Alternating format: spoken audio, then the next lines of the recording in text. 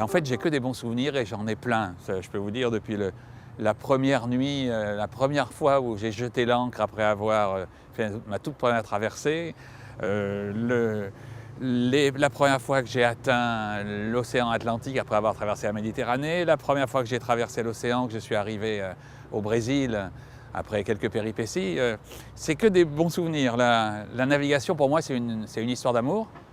Et une histoire d'amour, ça veut dire qu'on est entièrement préoccupé d'atteindre le but qu'on s'est donné, le but, la personne. Là, en l'occurrence, c'est une traversée. Donc, la traversée, c'est une histoire d'amour. Donc, pour moi, je garde que les bons souvenirs.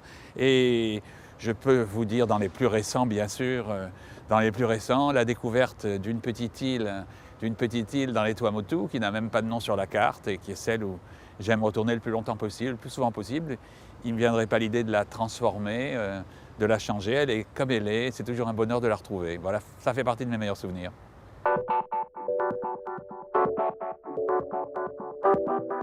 J'ai pratiquement aucun mauvais souvenir. Je crois qu'en 35 ans à peu près de navigation, même plus, 37 maintenant, je crois qu'une seule fois, une nuit, il m'est arrivé de dire « quand j'arrive, je débarque ». Quand j'arrive, je débarque. C'était dans la mer des Caraïbes, un endroit qui est notoirement agité. Quand on quitte Curaçao par là et qu'on atteint Panama, donc le fond de la mer des Caraïbes est très très agité, quoi.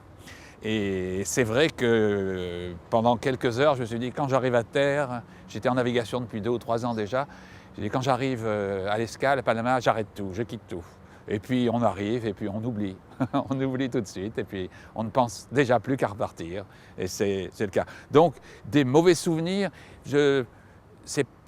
bon, disons par exemple le jour où j'ai été le plus près de perdre mon bateau, de perdre le Banana Split, mon catamaran, c'était ma faute, hein, je me suis endormi.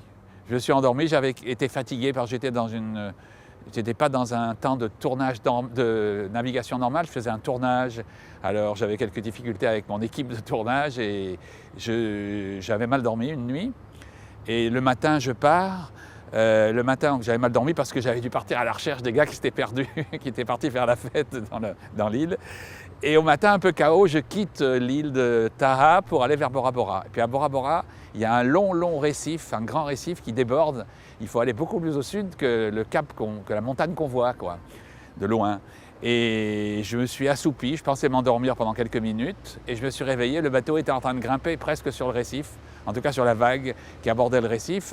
Et j'ai bondi, il y avait une vague qui déferlait dans le cockpit, ce qui est une chose très rare sur un catamaran. Le bateau était penché à peut-être 30 ou 40 degrés, ce qui est encore plus rare. Et j'ai bondi à la barre, mais c'était trop tard parce que le bateau de lui-même, il a glissé, il a tourné vers la gauche, il a glissé le long de la vague en quelque sorte, il a surfé, il s'est éloigné tout seul. À quelques mètres près, mon bateau serait devenu une attraction touristique parce que c'était pas loin des grands hôtels de Bora Bora, j'aurais pas eu l'air très fin.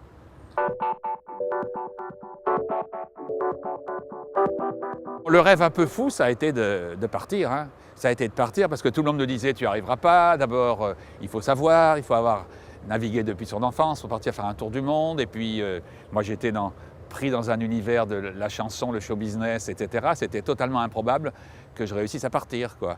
Et puis ça a été un rêve, il a été concrétisé entre autres. Je me rappelle que j'avais pas mon premier bateau en verre, bateau qui s'appelait Home, je n'avais pas en verre.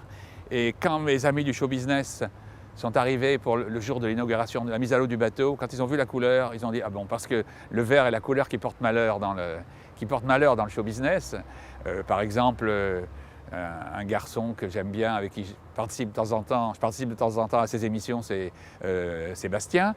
Et bien lui, il ne faut pas de verre, il ne faut pas aller dans ses studios en verre, quoi. Et mon bateau était vert. Alors ça, les gens du métier qui me connaissaient ont dit « Il va vraiment partir. » Donc ce beau rêve, je l'ai réalisé, je pensais que ça durait 5 ou 6 ans, ça fait plus de 35 ans que ça dure, et ça me plaît toujours, donc c'est un rêve. Je répondrai que ma vie me fait rêver, c'est ça mon plus beau rêve.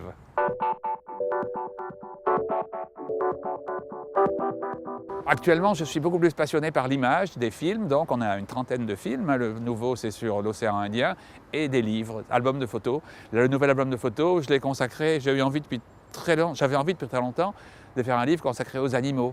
parce qu'en filmant depuis une dizaine d'années en haute définition, en parallèle en photographie, et on a été amené à voir une centaine d'animaux plus étonnants les uns que les autres, quoi.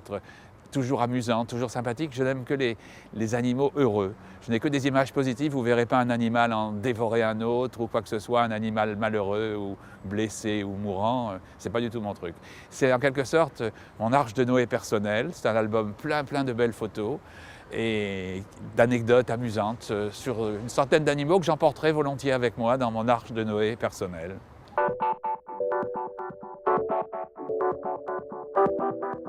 J'ai pas de nostalgie de la chanson fait partie de ma vie parce que quand on a quelque part marqué gentiment, entre guillemets, une époque avec une chanson comme Les Élucubrations ou bien en Italie avec d'autres chansons qui ont été d'aussi gros succès, eh ben ça reste quoi. Il y a actuellement des auteurs-compositeurs qui se sont regroupés pour essayer de me convaincre de faire un disque. Alors il n'est pas exclu que vous voyez faire un nouvel album et peut-être même une tournée l'année prochaine, entre l'été et l'automne prochain. Pourquoi pas? Ça peut arriver, mais ça sera toujours quand même en marge de ma vie voyageuse.